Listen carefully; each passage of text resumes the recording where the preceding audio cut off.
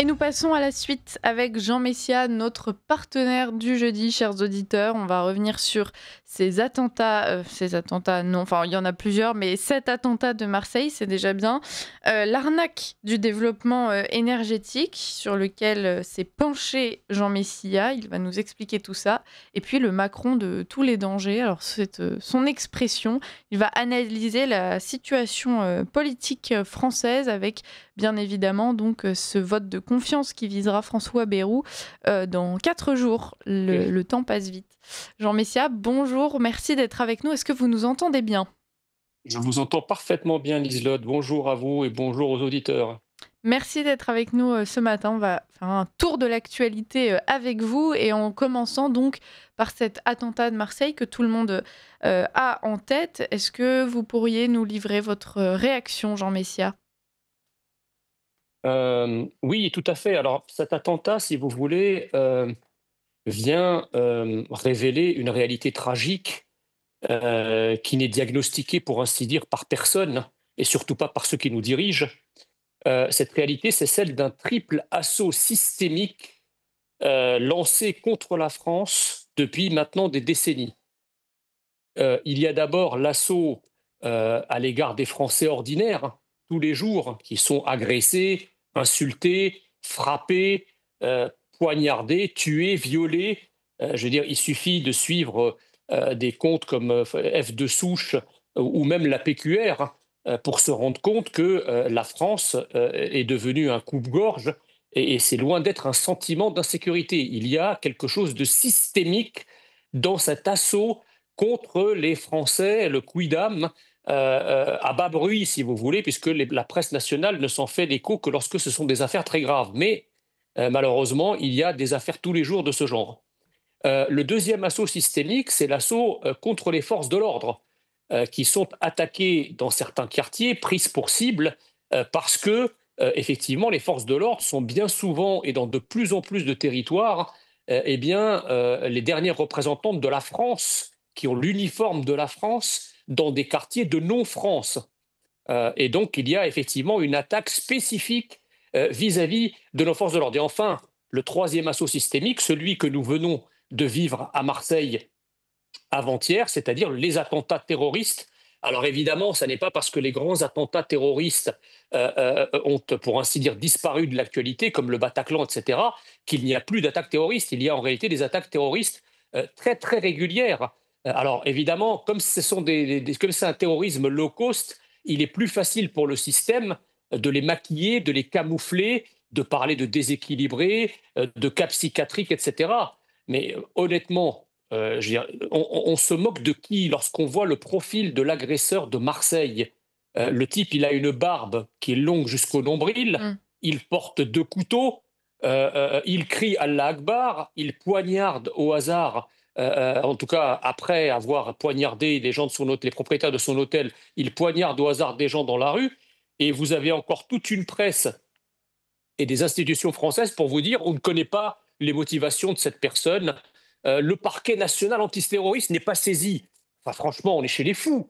Quand on pense que hier, j'ai tapé par curiosité attentat masculiniste de la mouvance Incel.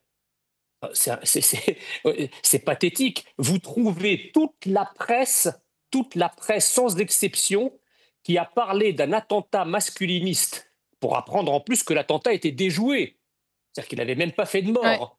Alors que là, il y a une espèce de consensus spontané pour dire qu'il s'agit d'un attentat, qu'il y a une mouvance, que c'est masculiniste, alors que tout ça, franchement, ça relève de la poudre de perlimpinpin. C'est un espèce d'illuminé qui avait prévu de tuer des femmes parce que les femmes, peut-être qu'il avait eu un petit dépit amoureux et qu'il s'était mis en tête de se venger de la sorte. On appelle ça terrorisme. On en fait un phénomène systémique, on en fait une mouvance, une idéologie, bref, c'est quand même hallucinant. Là, on a tous les ingrédients du terrorisme islamique, les couteaux, la barbe, les Allah Akbar, et on vous dit, le parquet national antiterroriste, on ne sait pas. Donc on voit bien, si vous voulez, que il y a une tentative de masquer les assauts, tous les assauts, les 3 assauts dont je viens de vous parler, une tentative de les masquer parce qu'il ne faut pas stigmatiser, parce qu'il ne faut pas attiser la haine et parce qu'il faut maintenir de la manière la plus artificielle et de manière de plus en plus forcée la paix civile en France, imaginant que lorsqu'on va parler d'un problème, eh bien, on le crée. Or, ce n'est pas parce que vous arrêtez de parler d'un problème que le problème ne persiste pas. Et donc, malheureusement, nous avons eu encore une fois 5 victimes. Vous noterez d'ailleurs que ni la France insoumise, ni tous ceux qui crient Free Palestine n'ont versé une larme sur cet attentat. C'est-à-dire que les gens qui vous disent il ne faut pas être, il ne faut pas seulement être musulman ou palestinien pour pleurer les victimes, il suffit juste d'être humain, qui vous disent ben, où était leur humanité avant-hier à ces gens-là?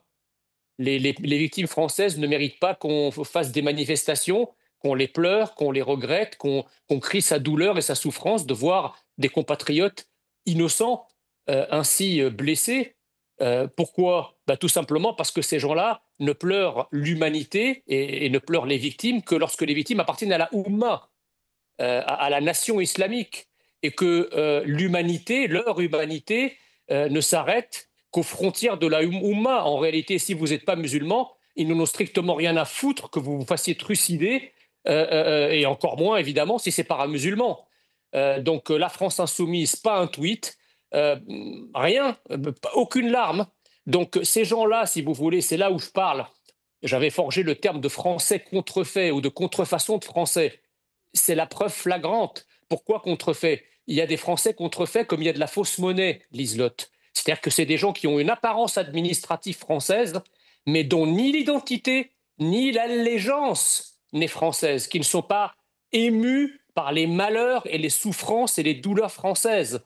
Par contre, ces gens-là sont émus par des souffrances, des malheurs et des douleurs étrangères à la France, mais qui leur est proche à eux, c'est-à-dire les malheurs, les souffrances de la Oumma. Mm. Donc ces gens-là sont plus proches, souffrent avec leurs frères musulmans à 5000 kilomètres de nos frontières, mais par contre, quand vous avez des Français qui se font trucider en bas de leur immeuble, ils n'éprouvent pour ainsi dire rien pour eux, parce que, encore une fois, ils ne sont ni d'identité ni d'allégeance française, donc leur cœur ne bat pas avec la France et la France ne coule pas dans leurs veines. Voilà. Moi, je suis désolé, quand on est un Français d'identité, on est plus prompt à pleurer des gens de sa famille, des gens de son quartier, des gens de sa nation, de sa patrie, la France. Et non pas et pleurer moins, pas ne pas pleurer du tout, mais pleurer moins, se sentir moins concerné par des malheurs étrangers. Voilà. Et dernière chose, on apprend ce matin que la Tunisie, par la voix de son gouvernement, la Tunisie exprime son regret que la police française ait abattu le terroriste de manière injustifiée. Mm. Vous vous rendez compte? Et c'est là, ça vient encore apporter de l'eau à mon moulin, c'est-à-dire que on nous reproche souvent de faire des amalgames, ma chère Liselotte. Mais en l'occurrence, qui fait l'amalgame? Qui, lorsque la moindre ordure, la moindre crapule de sa communauté commet un crime ou commet un délit, se précipite pour le couvrir, se précipite parfois pour le justifier et parfois pour vous accuser vous-même de faire des amalgames? Mais ce sont les gens beaucoup de gens de la communauté musulmane. Beaucoup de musulmans couvrent les crimes, et ça, ils le doivent à une sourate du Coran qui dit « Donne la victoire à ton frère, qu'il soit victime ou coupable ». Donc il y a un devoir en islam de soutenir son frère dans la foi, quelle que soit sa culpabilité ou son innocence. Mm. Et donc l'amalgame, c'est eux qui le font d'une certaine façon. Et je dirais que le vivre ensemble sera possible lorsque vous aurez une majorité de musulmans qui se désolidariseront de manière vociférante, de manière claire, de manière colérique vis-à-vis des gens de leur communauté qui commettent des crimes et des délits. On l'a vu d'ailleurs quand les policiers vont arrêter des criminels ou des délinquants dans des quartiers. Si ces quartiers prenaient fait et cause pour la police, pour aider la police à arrêter ces délinquants, ben là, ce serait fabuleux. On se dirait, ouais, on fait nation. Ils ont beau ne pas partager la même civilisation que nous, mais en tout cas, ils partagent le même présent et le même avenir que nous. Mais ce n'est pas le cas. Donc, si vous voulez, à travers cet attentat, il y a des significations, il y a un diagnostic qui est beaucoup plus important et je dirais beaucoup plus inquiétant. Oui. Jean Messia, on parlait de rémigration avec, Jean-Eudes Gana. Est-ce que vous y êtes favorable et selon quelle mesure? Puisque, c'est ce qu'on répétait, dans ce qu'on a déjà répété plusieurs fois à notre antenne, Abdelkader, lui, n'était pas sous OQTF. C'est vrai que c'est quelque chose qu'on répète souvent. L'application des OQTF, c'est la moindre des choses. Si jamais demain, il fallait organiser la rémigration, est-ce que vous y seriez favorable? Et quels seraient les critères? Bah, c'est très simple, ma chère Liselotte. Déjà, si vous voulez, sans même parler de rémigration, mais je vais y venir dans un instant, on peut quand même s'étonner qu'un tel profil, qui a déjà été condamné pour tentative de meurtre. Il avait déjà essayé de poignarder son cousin, je Son crois, ou son neveu. neveu. Ouais. Voilà. C'est quelqu'un qui est un multirécidiviste. Et malgré cela, vous avez des autorités criminelles, je pèse mes mots, qui décident de lui renouveler son titre de séjour. Je tiens quand même à rappeler qu'il n'y a nulle part dans le monde un droit au séjour. L'autorisation pour un étranger de séjourner sur le territoire est une libéralité accordée ou non par un État. C'est-à-dire que lorsque quelqu'un a une carte de séjour et qu'il enfreint la loi, qui plus est de manière grave, tout État au monde annule ce titre de séjour et expulse le clandestin. Allez essayer de faire la moitié de ça en tant qu'étranger dans un pays du Maghreb ou dans un pays du Golfe. Vous allez voir ce qui va vous arriver. Mmh. En France, nous n'avons pas plus de droit au séjour. Mais comme nous sommes dirigés depuis 50 ans par des traîtres et un système antinational dont la seule hantise est la mort de la France, au propre comme au figuré, parce que ceux qui ont failli être tués à Marseille, c'était au propre, ils ont risqué la mort. Bon. Eh bien, ils renouvellent le droit à séjourner sur notre territoire de nos pires ennemis. Et donc, moi, je suis favorable, en tout cas chez Reconquête, nous prenons évidemment la rémigration selon un plan 3 simple en cercle concentrique. Il y a d'abord le premier cercle, le noyau dur, le plus évident, on va dire le plus facile. Nous avons 1 million de clandestins en France. Qu'est-ce que ces gens foutent sur notre territoire alors qu'ils enfreignent les règles du séjour? Alors on a beau nous dire, parce que vous voulez, le problème, si vous voulez, c'est qu'on a adapté l'état de droit pour lui faire gober une illégalité dont souffrent les Français.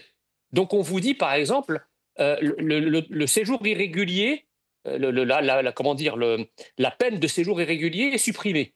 Bon, ben ça veut dire que l'état de droit ne protège plus le droit des Français. C'est-à-dire qu'on a juste rendu légal quelque chose d'illégal et on l'a tout simplement transformé en état de droit. Donc les clandestins enfreignent les droits du séjour quand ils n'ont pas enfreint l'arrivée sur notre sol. Ils doivent donc être expulsés. Ça fait 1 million de personnes. Excusez du peu. Bon. Mmh. Après, vous avez tous les immigrés légaux. Et le cas d'Abdelkader dont nous parlons en est un. Donc, les immigrés légaux qui soit ne foutent rien, nous avons quand même une moyenne de presque 35 à 40% d'étrangers extra-européens qui sont au chômage, et une forte proportion de ces immigrés sont au chômage de très longue durée. Bon. Donc, tous ceux qui ne foutent, les immigrés légaux, qui soit ne foutent rien, soit foutent le bordel, soit les deux, annulation du titre de séjour et rémigration.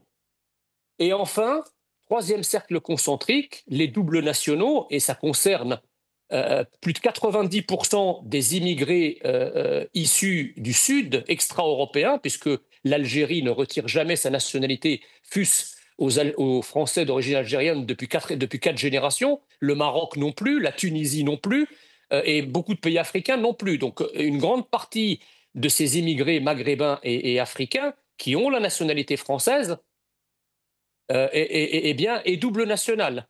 Donc, tous les délinquants multirécidivistes ou les auteurs de crimes graves ou les criminels multirécidivistes doivent être déchus de leur nationalité française et expulsés dans le pays dont ils conservent leur nationalité d'origine.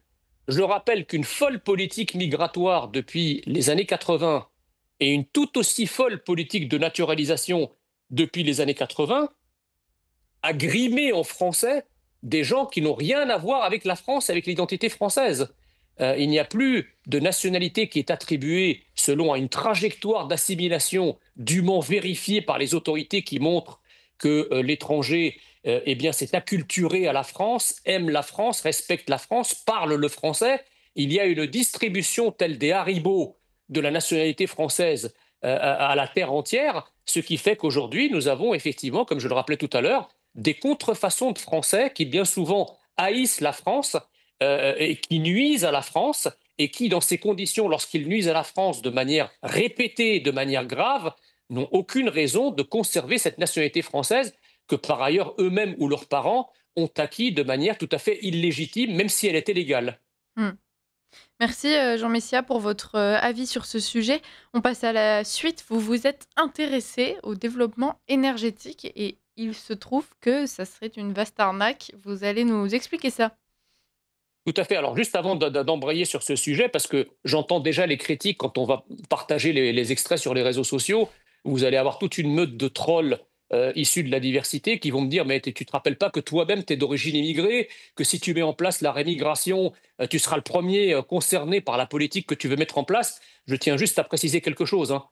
Si la rémigration va évidemment permettre à la France de redevenir un peu ce qu'elle est. Bon, si le retour de la France tel que j'aime et à laquelle je me suis assimilé passe par ma propre rémigration, alors que périsse mon propre destin et que vive la France. Merci, Jean Messia, pour cette précision. La Voilà, alors suite, sur donc le... alors c'est un peu moins bon, peut-être un peu moins d'emphase sur le développement énergétique, mais quand même, ça va intéresser les auditeurs.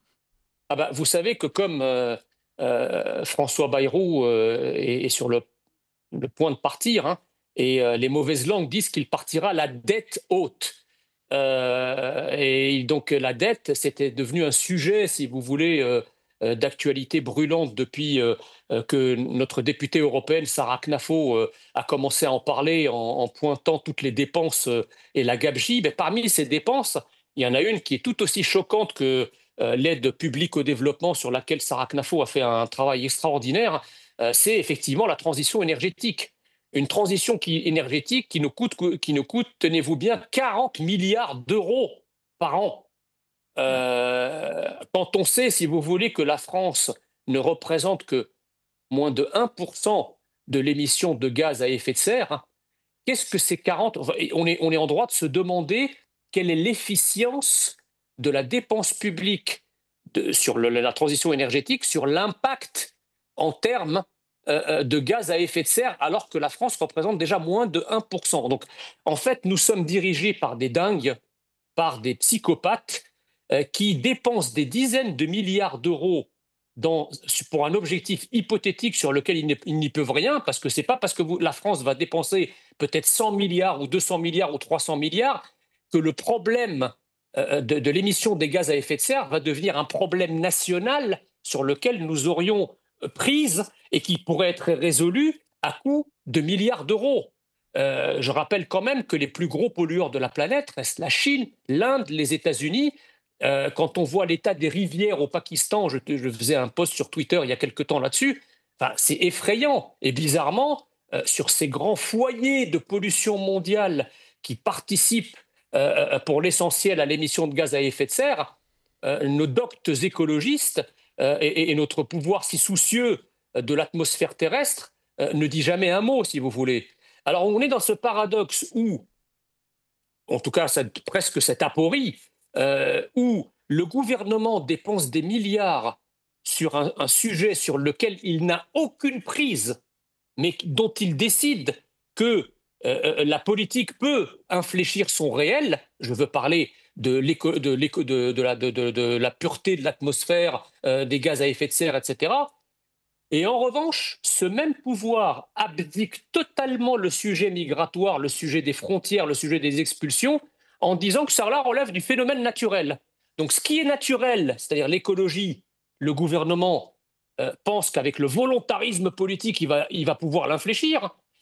Et ce qui relève du volontarisme politique, ce que la politique peut infléchir, le gouvernement décide que c'est un phénomène naturel, presque météorologique, sur lequel, quoi qu'on dépense, on n'arrivera à rien. Donc vous écoutez la phraséologie gouvernementale sur l'écologie, ah, on peut tout faire, hein. Bien sûr qu'on peut tout faire. On peut régler les problèmes de pollution, les problèmes de pression atmosphérique, les problèmes de la stratosphère. Ça, c'est à notre portée, il n'y a pas de souci. Vous regardez la phraséologie de ce même gouvernement sur la question migratoire et identitaire. Ah non, on ne peut rien faire. Vous vous rendez compte comment peut-on établir les frontières? Vous vous rendez compte, on va remettre des gardes frontières à la frontière, il y aura des queues. Alors là, c'est voilà, l'impossibilisme. Tout est dit pour vous expliquer que c'est pas possible. Et on a même inventé les réfugiés climatiques. Ça, c'est extraordinaire. C'est pour vous expliquer que le phénomène migratoire, ça relève de la météo, en fait. Et en fait, le gouvernement ne peut rien faire dessus. Et donc, au lieu de dépenser 40 milliards dans une transition écologique ou énergétique totalement hypothétique quant à ses résultats, sachant que la France est déjà parmi les premiers élèves, comment dirais-je, vertueux en termes écologiques, Et surendetté. dépensons plutôt et surendettés. Si on devait quand même, malgré la dette, soit évidemment le mieux, ce serait d'économiser ces dépenses totalement folles qui représentent quand même le budget d'un ministère, hein, 40 milliards. On devrait les supprimer. Eh bien, si on ne veut pas les supprimer et qu'on a vraiment de l'argent à gaspiller, ben, consacrons 40 milliards à protéger nos frontières, à renforcer notre police, à renforcer notre justice, à renforcer notre arsenal permettant de protéger les Français contre tous les dangers extraterritoriaux qui arrivent sur notre territoire. Parce que là, le gouvernement a la main sur l'écologie, il n'a aucune main. L'écologie, c'est la météo. L'immigration, cela relève de l'une des prérogatives de souveraineté d'un pouvoir. Donc remettons de grâce l'église au milieu du village, que le gouvernement mette de l'argent là où il peut agir et qu'il arrête d'en mettre là où il ne peut rien faire. Mm. Jean Messia, j'aurais aimé vous questionner, mais on passe à la suite parce que le prochain sujet est croustillant et que je ne veux pas qu'on soit pris par le temps. Vous vouliez parler d'Emmanuel Macron dans cette période politique trouble et en même temps assez classique. Je pense que peu de Français sont assez surpris de la façon dont nos différents politiques gèrent cette situation. Il y a un petit goût de déjà-vu et de lassitude, on ne va pas se mentir. Mais quand même, Emmanuel Macron au milieu de tout ça, Jean Messia. Bah, écoutez, moi, je suis quand même assez fasciné par les commentaires, les commentateurs qui trustent les plateaux télé en ce moment et qui ne font finalement que nous faire une explication de texte un peu circulaire de cette comédie qui se déroule sous nos yeux en ce moment. Il y a quand même une déconnexion, si vous voulez, entre la caisse de résonance politique, ce qui se passe au Parlement, le vote de confiance de Bayrou, etc. Et pendant ce temps, de l'autre côté, de manière presque étanche, vous avez la colère du peuple français qui essaye de s'exprimer à travers des soupapes non institutionnelles. Alors on parle du mouvement du 10 septembre, on attend des violences, on attend des manifestations, etc. Et je crois qu'en fait, personne n'a compris ce qui est en train de se passer sous nos yeux actuellement. C'est-à-dire que nous avons un président de la République ci-devant Emmanuel Macron, qui a récemment déclaré qu'il resterait président jusqu'au dernier quart d'heure, Mm. malgré le fait que c'est le président le plus impopulaire et le plus haï, et je pèse mes mots, le plus haï de la Ve République. Il est à Même Sarko, 15% de exactement. popularité. Et il est à 15%, ce qui est un record absolu, toute catégorie. Même Sarkozy, je crois, la dernière année, avait fait mieux, je crois, il était au double. Donc, vous voyez, malgré ça, il décide de s'accrocher au pouvoir. Donc, il ne veut pas non plus changer de Premier ministre. Donc, en gros, Emmanuel Macron, qui est le président de la République, le président de la République sous la Ve République, c'est la clé de voûte des institutions. La tradition gaulienne, hein, la tradition républicaine sous la Ve République, c'était de dire qu'à partir du moment où le président était en mesure de mesurer sa popularité ou son impopularité et que celle-ci devenait objective, il devait partir. Rappelez-vous, en 69, le général de Gaulle est parti pour moins que ça, parce qu'il s'est senti désavoué par les Français qui avaient osé voter à 51% contre un projet de réforme des régions, qui n'était évidemment pas le oui ou le non au général de Gaulle lui-même. Mais le général de Gaulle a estimé que, comme c'était lui qui l'avait proposé et que les Français lui ont dit non, il était parti. Emmanuel Macron, lui, il s'accroche au pouvoir comme la tique sur le dos d'un éléphant. Et le problème, c'est que pendant ce temps, si vous voulez, c'est une métaphore. C'est-à-dire que, en fait, l'éléphant, c'est le peuple, et la trompe, ce sont les institutions. Donc, traditionnellement, c'était la trompe qui bougeait lorsque l'éléphant, le corps de l'éléphant allait mal. Le problème, c'est que lorsque la trompe de l'éléphant, on la rigidifie, c'est-à-dire qu'on neutralise la capacité des institutions à réagir à la colère du peuple, c'est-à-dire à autoriser le peuple à exhaler sa colère à travers les urnes, eh bien, c'est le corps de l'éléphant lui-même qui va bouger. Et évidemment, lorsque le corps de l'éléphant lui-même bouge, eh bien, les secousses provoquées par une telle masse, si vous voulez, ne sont pas du tout les mêmes. Or, ce que propose Emmanuel Macron, c'est de dire, bon, bah, moi, je démissionne pas, donc il n'y aura pas d'élection présidentielle, je ne vais pas dissoudre, je n'entends pas dissoudre, parce que de toute façon, je ne veux pas donner la main de la majorité à des partis qui sont opposés aux miens. Et donc, en réalité, parce qu'on reproche à ce pauvre Bayrou, on dit, ah, mais il est bête, il fait un vote de confiance, il n'était pas obligé. Bien sûr, il n'était pas obligé. Mais enfin, à un moment ou à un autre, de toute façon, même en l'absence de vote de confiance, il aura bien fallu qu'il présente un budget, par exemple, et qu'il subisse la censure de la même manière. Donc, en réalité, François Bayrou n'a fait que devancer, en quelque sorte, ce qui aurait pu lui arriver à l'automne, au moment du vote du budget, si vous voulez. Donc, Mm. il s'est dit, bon, bah, prenons les choses. Voilà, en gros, la fameuse phrase apocryphe de Talleyrand, les événements nous échappent, feignons de les organiser. Et donc, c'est ce qu'il a fait par le vote de confiance du 8 septembre. Il a entendu reprendre la main, mais peu importe, en fait, parce qu'il aurait de toute façon été censuré à un moment ou à un autre. Et donc, moi, je crains, si vous voulez, que lorsque. Parce que c'est quoi la démocratie? La démocratie, c'est un régime qui permet justement au désaccord politique et à la violence politique de se décharger en quelque sorte par le vote. Or, si vous interdisez dans une cocotte minute qui est en ébullition, qui est sur le point d'exploser, et dont la seule soupape permettant l'évacuation au moins d'une partie de la colère serait la démission du président de la République et le retour aux urnes à la fois législatives et présidentielles, si vous comment dirais-je, cimentez cette soupape de sécurité pour la neutraliser, eh bien, la cocotte minute va continuer à bouillir et Dieu seul sait comment elle va exploser. Ouais. Vous comprenez? Emmanuel Macron est en train, après avoir détruit la France, est en train d'organiser, d'accélérer l'avènement d'une violence politique qui ne s'était peut-être pas exercée peut-être depuis mai 68 Mm. et voire avant. Quand on nous qualifie, nous, de fauteurs de guerre, pas du tout. Nous, au contraire, enfin, moi, si j'ai décidé de me lancer dans le combat politique, c'est précisément pour éviter à mon pays de connaître un bain de sang que serait une révolution ou que seraient des affrontements violents dans la rue.